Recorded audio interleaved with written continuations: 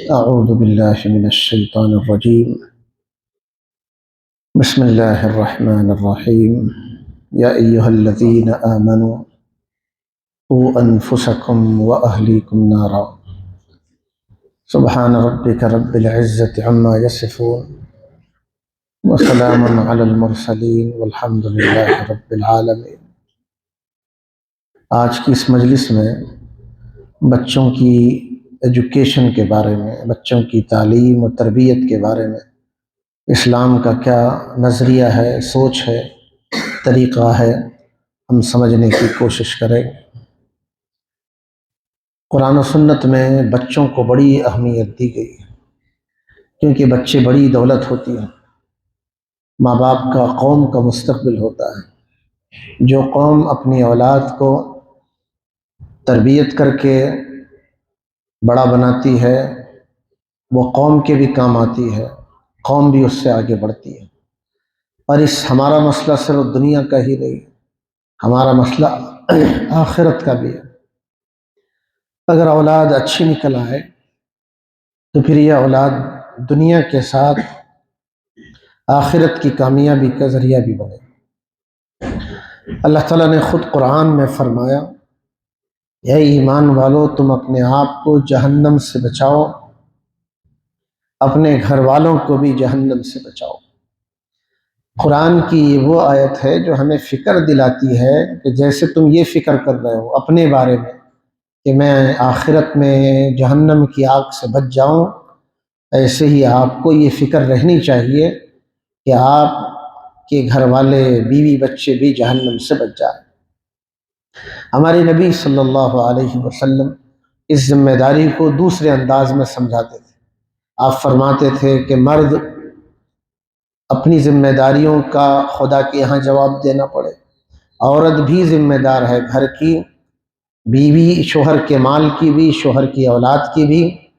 جیسے مرد ذمہ دار ہے ویسے ہی عورت بھی ذمہ دار ہے. ہمارے نبی یہ سمجھاتے تھے کہ دیکھو، ایک ہے تم صدقہ کرنا اور ایک ہے بچوں کو ادب دینا. آپ فرماتے تھے کہ اپنے بچے کو ادب سکھانا، ایجوکیٹڈ کرنا، سلیقہ سکھانا، اچھائی برائی کی تمیز دینا، یہ بہتر ہے ایک ساتھ صدقہ کرنے سے. یعنی کچھ رقم، کچھ پیسے، کچھ مال و جائیداد، کچھ ضرورت کی چیزیں تم غریبوں میں تقسیم کرو، یقیناً اجر و ثواب تمہیں ملے گا، مگر اس سے زیادہ اجر و ثواب یہ ہے کہ تم اپنی اولاد کی تربیت کرو. اولاد کی جو تربیت کی جاتی ہے وہ بچپن میں ہی کی جا سکتی ہے. جب تک درخت کا ابتدائی وقت ہے اسے موڑا جا سکتا ہے. درخت کی ٹہنیاں سخت ہو جائیں اسے موڑا نہیں جا سکتا. ایسی ہی انسانی فطرت کا حال ہے. اسلام نے بچوں کی تربیت کے بارے میں بڑا براڈ کانسیپٹ پیش کیا کہ بچے کی دینی تربیت کرنا چاہیے، بچے کی اخلاقی تربیت کرنا چاہیے، بچے کی جسمانی تربیت کرنی چاہیے، بچے کی عقلی اور فکری تربیت کرنا چاہیے، حتیٰ کہ ضرورت پر بچے کی نفسیاتی تربیت کرنی چاہیے. ابھی کتنی تربیت کی چیزیں ہیں، ان میں سے 2-3 چیزیں آج کی اس مجلس میں ہم سمجھیں. سب سے پہلی تربیت جو بچے کی جائے گی وہ دینی تربیت.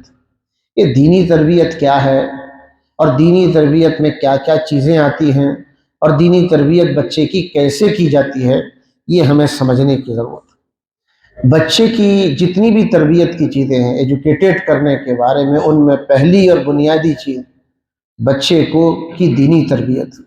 دینی تربیت سے مراد یہ ہے کہ بچے کو بچپن میں مذہب کی بنیادی چیزیں بتا دی جانی چاہیے. یاد رکھیں، دنیا میں آپ کہیں بھی گھوم جائیے، جو دنیا میں مذاہب باقی ہیں چاہے وہ باطل کیوں نہ ہو، ان کے ماں باپ اپنی اولاد کو مذہب کا پارٹ بچپن میں ہی پڑھاتے ہیں. دنیا میں بے شمار مذاہب ہیں. اسلام نے اس کو بنیادی بات کہی کہ ماں باپ کی یہ ذمہ داری ہے کہ اپنی اولاد کو اسلام کی بنیادی چیزیں سکھائیں، عبادات کی ترغیب دیں. یہ دوسری چیز ہے. اسلام کی بنیادی باتیں بتانا ہے، عبادت کی ترغیب دینا، نماز پڑھنا جب نماز کا ٹائم آ جائے، روزے کے زمانے میں بچوں کو روزہ رکھنے کی ترغیب دینا۔ تیسری چیز، بچوں کو بچپن سے حلال اور حرام کی تمیز بتانا، بیٹا یہ حلال ہے، یہ حرام ہے، یہ شراب حرام ہے، یعنی بچے کو بچپن سے ہی اس کا سینس پیدا کرنا، احساس پیدا کرنا کہ اللہ نے اسے جس دھرم میں پیدا کیا ہے، مذہب میں پیدا کیا، اس میں حلال و حرام بھی۔ اسی طرح بچپن میں جو بنیادی تعلیمات سکھانی ہیں ان میں قرآن پڑھنا ہے۔ قرآن مجید کے جو ناظرہ ہے یہ پڑھنا ہر مسلمان کے لیے ضروری ہے۔ اگر ناظرہ نہیں سیکھیں گے نماز کیسے پڑھ سکے؟ نماز تو فرض ہے، تو بنیادی دین میں قرآن مجید کا پڑھنا، ہمارے نبی نے اس کو کتنی اہمیت دی ہے ایک حدیث سے آپ سمجھ سکتے ہیں۔ ہمارے نبی کے حدیث کے الفاظ ہیں، افتحوا علی صبیانکم اول کلمۃ بلا الہ الا اللہ، جب تمہارا بچہ بولنے لگ جائے تو سب سے پہلے اس کے زبان پر جو بول آنا چاہیے وہ لا الہ الا اللہ۔ اب دیکھیے آپ ایجوکیٹڈ کر رہے ہیں، نرسری بھیج رہے ہیں، اس سے کوئی منع نہیں، بچے کو کیٹ اور ڈاگ تو سمجھ میں آ جائے، پیدا کرنے والا، روزی دینے والا مالک کا پریچے میں، یہ ہمیں سمجھنے کی بات ہے کہ بچہ بولنے لگ جائے تو سب سے پہلا کلمہ لا الہ الا اللہ۔ کتنا خوش نصیب ہے وہ بچہ جس کے ماں باپ نے بچپن میں ایسی تربیت کی کہ اس کی زندگی کا آغاز لا الہ الا اللہ سے، اور کتنا خوش نصیب ہے وہ جس کی زندگی کا آخری بول لا الہ الا اللہ۔ ظاہر ہے اسٹارٹ اور اینڈ کے بڑے اثرات درمیانی زندگی میں پڑتے ہیں۔ بچپن جیسے ویسے جوانی ہوتی ہے، جیسے جوانی ہوتی ہے ویسے موت ہوتی ہے۔ ہمارے نبی فرماتے تھے کما تعیشون تموتون، جیسے تم جیتے ہو ویسے تم مرتے ہو، اور جیسے تم مرتے ہو ویسے تم قیامت کے دن اٹھائے جاؤ۔ اس حدیث سے ہمیں معلوم ہوا کہ ہماری ذمہ داری ہے کہ اپنے بچوں کو بنیادی تعلیم سکھائیں۔ ایک اور حدیث میں اس بارے میں ہماری رہنمائی ملتی ہے۔ ہمارے نبی نے فرمایا کہ مروا اولادکم بالصلاۃ وہم ابناء 7 سنین، جب تمہارے بچے 7 سال کے ہو جائیں نماز کی تعلیم دینا، اور 10 سال کے ہو جائیں تو بستر الگ کرنا۔ بچے بڑے ہو گئے، اب وہ ماں باپ کے ساتھ آرام نہیں کریں گے، یعنی بستر الگ کرنے کا معنی کہ ماں باپ کے ساتھ مل کر کے بچہ نہ سوئے۔ ابھی گھر بعض مرتبہ ایسے ہوتے ہیں کہ الگ الگ بیڈ روم نہیں ہوتے، آخری درجے میں یہ تو کیا جا سکتا ہے کہ ماں باپ ایک جگہ سو رہے ہیں، بچہ تھوڑا سا دور ہٹ کر کے الگ سو رہا ہے، اس کا تو اہتمام کرنا چاہیے۔ ایک اور حدیث میں ہمارے نبی نے 3 باتیں بتائیں۔ دیکھو بچوں کو 3 باتیں سکھا، ادبوا اولادکم علی 3 خصال، 3 چیزیں اپنے بچوں کو ضرور دینا، یہ بہت بڑی چیز ہے۔ پہلی چیز حب نبیکم، اپنے نبی کی محبت بچوں کو بچپن میں دو۔ اب ظاہر بات ہے ماں باپ صلی اللہ علیہ وسلم پڑھ درود پڑھ نبی کا بار بار تذکرہ کر رہے ہیں، سنت پر عمل کر رہے ہیں، اور یہ بتا رہے ہیں بیٹا یہ ہمارے نبی کا طریقہ ہے، ہمارے نبی ایسے تھے۔ ظاہر ہے اس سے اللہ کے رسول کی محبت بچپن میں کسی بچے کے دل میں آ جائے۔ یہ حضور نے جو باتیں بتائی بہت امپورٹنٹ ہیں، اسی لیے دنیا بھی جانتی ہے کہ اسلام کو کیسے ختم کیا جا سکتا۔ اسلام کو دل سے ختم کرنا ہے تو اسے دل سے ختم کرنے کی کوشش کرو۔ دنیا نے بہت کوشش کی اسلام کو دنیا سے ختم کرنے کی، انہوں نے ریسرچ کیا، اندازہ انہیں ہوا جب تک اسلام کو دلوں سے ختم نہیں کیا جا سکتا دنیا سے ختم نہیں کیا جا سکتا۔ اور دلوں میں جب تک رسول اللہ کی محبت ہوگی، قرآن کی محبت ہوگی، اللہ سے اللہ پر مر مٹنے کا جذبہ ہوگا، تب تک اسلام ختم نہیں ہو سکتا۔ حضور نے یہ بنیادی بات بتائی تھی، 3 چیزیں اپنے بچوں کو سکھاؤ، اپنے نبی کی محبت دینا، दूसरी बात फरमाए वहुब्बु आली बैती ही, नबी के घर वालों की मोहब्बत दे। हज़रत अली, हज़रत फ़ातिमा, हज़रत हसन व हुसैन, अज़वाज मुतहरात, औलाद रसूल, खानवादा नबूवत, इनका तज़किरा हमें बार बार सुनना चाहिए और जानना चाहिए। दुख की बात यह है कि जिस पैगंबर के ज़रिए हमें इस्लाम, ईमान, ज़िंदगी गुजारने का तरीक़ा, दुनिया आखिरत में नजात का कॉन्सेप्ट मिला, उसके खानवादे का पता तक नहीं। इतने मुसलमान ऐसे हैं जिनको ये भी पता नहीं हुजूर के बेटे कितने थे और बेटियां कितनी थी और बीवियां कितनी थी, उनकी औलाद की औलाद कितनी थी, या सिलसिला नसब कैसे दुनिया में चला, ये कितना मुबारक सिलसिला था। तो हुजूर ने ये दूसरी बात फरमाई, अपनी औलाद को रसूलुल्लाह के घराने की मोहब्बत देना। और तीसरी चीज़ फरमाई व तिलावतिल कुरान, कुरान मजीद बचपन में सिखाना। सहाबा किराम, आज से हज़ारों 1500 साल पहले की सोसाइटी का हाल, सहाबा जो चीज़ें अपने बच्चों को सिखाते थे तारीख़ में है कि वो रसूलुल्लाह की सीरत भी सिखाते थे। जैसे कुरान सिखा रहे हैं, कुरान के साथ साथ रसूलुल्लाह की सीरत सिखाना। बल्कि सहाबी किराम ग़ज़वात रसूल का बच्चों के पास खूब तज़किरा किया गया, किस ज़माने में कौन सा ग़ज़वा हुआ, किस ग़ज़वे में ये ग़ज़वा क्यों पेश हुआ, ये ग़ज़वे के हालात क्या थे, इस ग़ज़वे में क्या अल्लाह की मदद आई, रसूलुल्लाह ने क्या फ़ैसले लिए।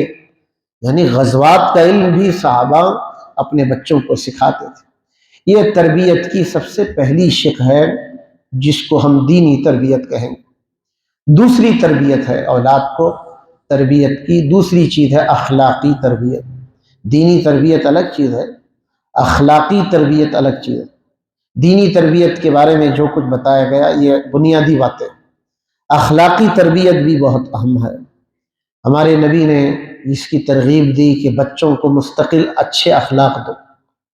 एक बाप अपने बच्चे को जो बेहतरीन तोहफ़ा दे सकता है वो अच्छे अखलाक का तोहफ़ा है।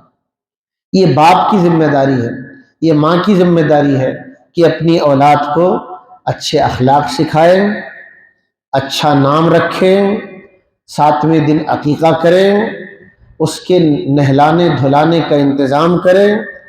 फिर बाज़ फ़ुक़हा ने लिखा है 13 साल का हो जाए, नमाज रोज़ा छोड़ने पर सज़ा दी जाए, और जब बच्चा 16 साल का हो जाए उसकी शादी की जाए।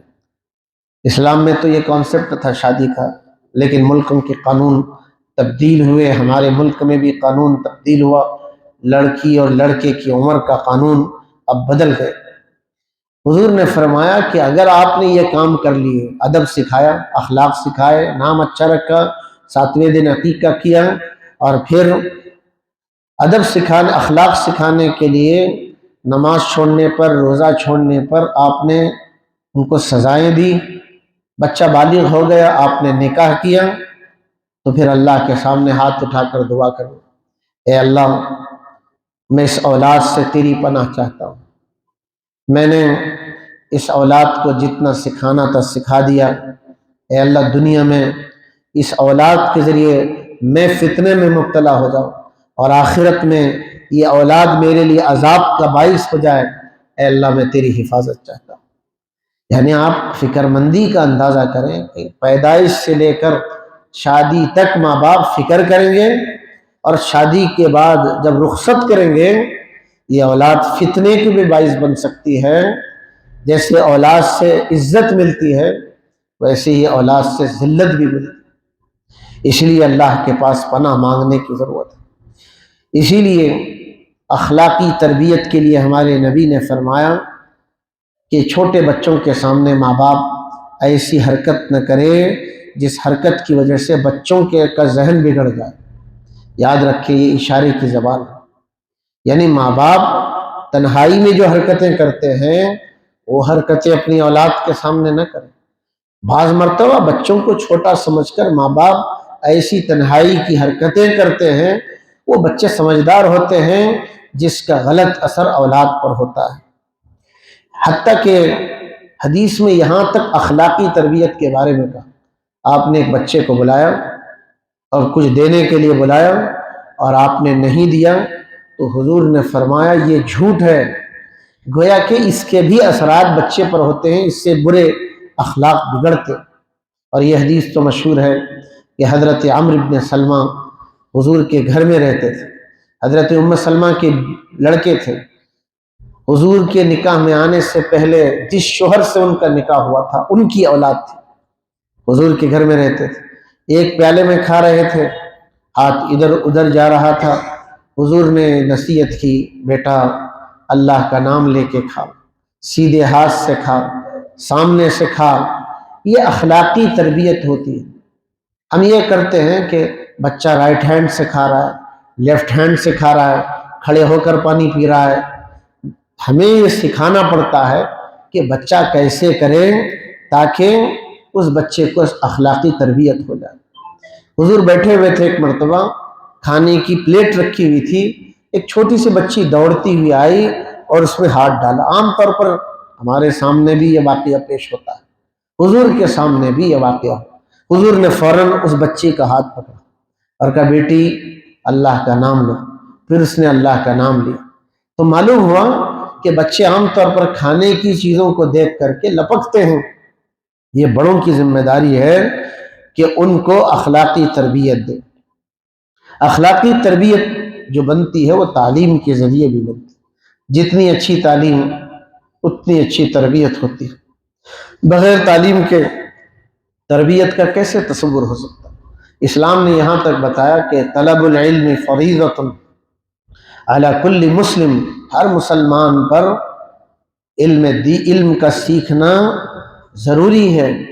اسی لیے امام بخاری رحمۃ اللہ علیہ نے ایک باب قائم کر کے یہ ثابت کرنے کی کوشش کی، 5 سال کی عمر سے ایک بچے کی تعلیم کا آغاز ہوتا ہے۔ امام بخاری نے اپنی بخاری میں ایک باب مقرر کر کے یہ سمجھانے کی کوشش کی ہے کہ بچے کی تعلیم کا جو زمانہ اسٹارٹ ہوتا ہے وہ 5 سال کی عمر ہے۔ حضور نے اس کو بہترین صدقہ شمار فرمایا۔ حضرت علی کہا کرتے تھے کہ علم 5 ہے، العلوم 5، مقصدی علوم جو ہیں وہ 5 ہیں۔ پہلا علم ہے الفقہ للادیان، مسائل کا علم، مذہب پر چلنے کے لیے کیا جائز کیا ناجائز، کون سا عمل کیسے کیا جاتا ہے، یہ سارے مسائل کا علم فقہ میں ہوتا ہے۔ دوسرا علم ہے ڈاکٹری کا، والطب للابدان، ڈاکٹری کا علم انسانی صحت کے لیے، بدن کے لیے۔ تیسرا علم ہے والہندسہ للبنیان، انجینئرنگ، یہ عمارتوں کی تعمیر کے لیے اور دوسری چیزیں بیلڈ کرنے کے لیے۔ والنحو للسان، نحو زبان سیکھنے کے لیے، یعنی زبان دانی بھی ایک علم ہے۔ اور 5واں والنجوم للزمان، علم نجوم، وقت کا تعین کے لیے۔ یہ حضرت علی 1400 برس پہلے بولے، گویا یہ چیزیں سیکھنے کی ہیں، اس میں کوئی کنجوسی نہیں کی جا سکتی۔ مسائل دین سیکھو، دین پر چلنے کے لیے، ڈاکٹری سیکھی جا سکتی ہے، انجینئرنگ سیکھی جا سکتی ہے، اب تو نئے نئے اور دنیا ترقی کر گئی ہے، یہ سارے ایجوکیٹڈ ہونے کے طریقے ہیں، اس کے ذریعے بھی انسان کی ایک اخلاقی تربیت ہوتی ہے۔ تیسری ایک تربیت ہے جسمانی تربیت۔ جسمانی تربیت کہ بچے کی صحت اچھی رہے، بچے کی صحت پر کوئی برے اثرات نہ ہو، اس ذمہ داری کو اسلام نے باپ کی ذمہ رکھا ہے۔ باپ کو کفالت کی جو ذمہ داری دی ہے کہ بیوی اور بچوں کی کفالت کی ذمہ داری شوہر پر ہوگی۔ اگر کوئی شوہر ہو کر، باپ ہو کر کماتا نہیں اور بیوی اور بچوں کو ان کی ضرورتیں پوری نہیں کرتا، وہ خدا کی نظر میں سخت گناہگار ہے۔ غذا نہیں ملے گی تو صحت کیسے ملے؟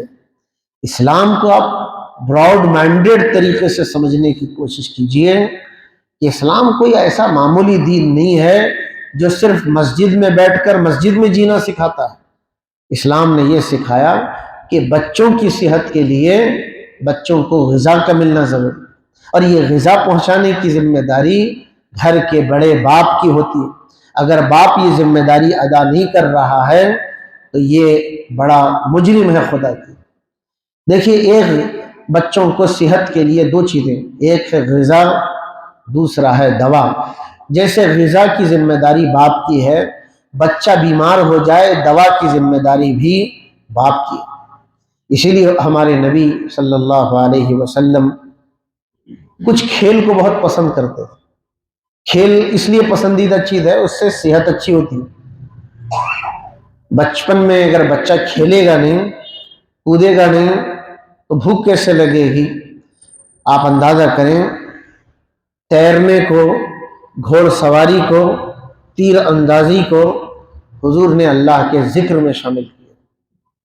آپ نے کبھی یہ حدیثیں بھی نہیں سنی ہوئی کہ گھوڑ سواری ایک آدمی کر رہا ہے، ظاہر بات ہے اس کی پوری باڈی ہل رہی ہے، اور ایک آدمی تیر رہا ہے۔ تیرنے میں تو سب سے زیادہ طاقت کا استعمال ہوتا ہے۔ اگر آپ بہت زیادہ موٹے ہیں، آپ روزانہ 1 گھنٹہ تیر کر دیکھیے آپ کی چربی کیسے گل جائے۔ اسی طرح تیر اندازی، ان سب چیزوں کو حضور نے اللہ کے ذکر کے ساتھ جوڑ دیا، یہ ذکر میں داخل ہے۔ اور اسی طرح حضور اس سے بچنے کی ترغیب دیتے تھے کہ آدمی سستی میں جیے اور آرام طلب بن جائے۔ یہ جو ہدایات ہیں یہ ہر مسلمان کے طبقے کے لیے، مگر خاص بچوں کے لیے، جوانوں کے لیے، کیونکہ بچپن میں بچے کی صحت کا صحیح ہونا ضروری ہے۔ بچے کی صحت کا اگر خیال نہیں کیا جائے گا، قوم صحیح تیار نہیں ہو سکتی۔ اسی لیے آپ دیکھیں، اسلام نے یہ بتایا کہ ماں کا دودھ بچے کے لیے ایک بہت اہم چیز ہے۔ دودھ کے مستقل احکام کیوں آئے؟ قرآن آپ پڑھیں گے، قرآن میں آپ کو دودھ پلانے کے احکام ملیں گے۔ اتنے امپورٹنٹ کیوں بنایا گیا؟ کیونکہ بچے کی صحت ماں کے دودھ پر ہے۔ اگر ماں دودھ نہیں پلائے گی، سوچ کر کے میری فٹنگ ختم ہوگی، میری صحت پر اثر جائے گا، وہ ماں ہے یا درندہ ہے؟ ماں کو ماں اسی لیے بنایا گیا کہ وہ بچے پر اپنی پوری زندگی، اپنا حسن و جمال قربان کرتی، تبھی تو ماں کا مقام ملتا ہے۔ یہ دودھ پلائے گی اور دودھ مستقل 2 سال تک پلاتی رہے، یعنی آپ اندازہ کریں کہ ان 2 سال کے دوران حمل کھڑے ہونا بھی صحیح نہیں۔ یہ جو ہمارے یہاں بچے شادی کر لے رہے ہیں، اسلام کا انہیں تعلیمات کا بھی اندازہ نہیں۔ ایک بچے کی پیدائش کے بعد کب حمل ٹھہرنا چاہیے؟ کسی سے بھی آپ سوال کیجیے۔ ایک بچے کی پیدائش کے بعد اس کا حق ہے 2 سال تک ماں کا دودھ پینا۔ ظاہر بات ہے جیسے ہی حمل ٹھہر جاتا ہے عورت کو، اس کا دودھ آنا بند ہو جاتا ہے یا دودھ خراب ہو جاتا ہے۔ امام ابو حنیفہ رحمۃ اللہ علیہ نے آرڈیننس جاری کیا تھا اور یہ فتویٰ جاری کیا تھا، بچہ جس عمر میں دودھ پیتا ہے اس زمانے میں بچے کو، نیا بچہ حمل نہیں ٹھہرنا چاہیے۔ اسی طرح بیوی کی جو حالت ہے، حالت حیض کی حالت میں ہم بستری سے منع کر دیا گیا۔ بہت سے اس کے ریزنز ہیں۔ اگر حالت حیض میں خدا نہ کرے نظام خدا چل جائے اور حمل ٹھہر جائے، اس بچے کے لیے بڑی پریشانی کا باعث ہو۔ ظاہر ہے ہم بستری منع کر دی گئی حالت حیض میں تاکہ بچے کی جسمانی صحت پر اثر نہ پڑے۔ یہ ساری چیزیں جب ہم خیال رکھیں گے تب ہمارے بچوں کی ایک طرف دینی تربیت ہوگی، دوسری طرف اخلاقی تربیت ہوگی، تیسری طرف جسمانی تربیت ہوگی۔ یہ ساری تربیت کے رولز اینڈ ریگولیشنز اسلام نے بتائے ہیں۔ اللہ تعالی ہمیں یاد رکھنے کی توفیق عطا فرمائے۔ اللہم لک الحمد ولک الشکر، اللہم صلی وسلم دائما علی سیدنا محمد وعلی آل سیدنا محمد وبارک وسلم۔ اللہم انت السلام ومنک السلام، تبارکت ربنا وتعالیت یا ذا الجلال والاکرام۔ صلی اللہ تعالی علی خیر خلقہ محمد وعلی آلہ وصحبہ اجمعین، والحمد للہ۔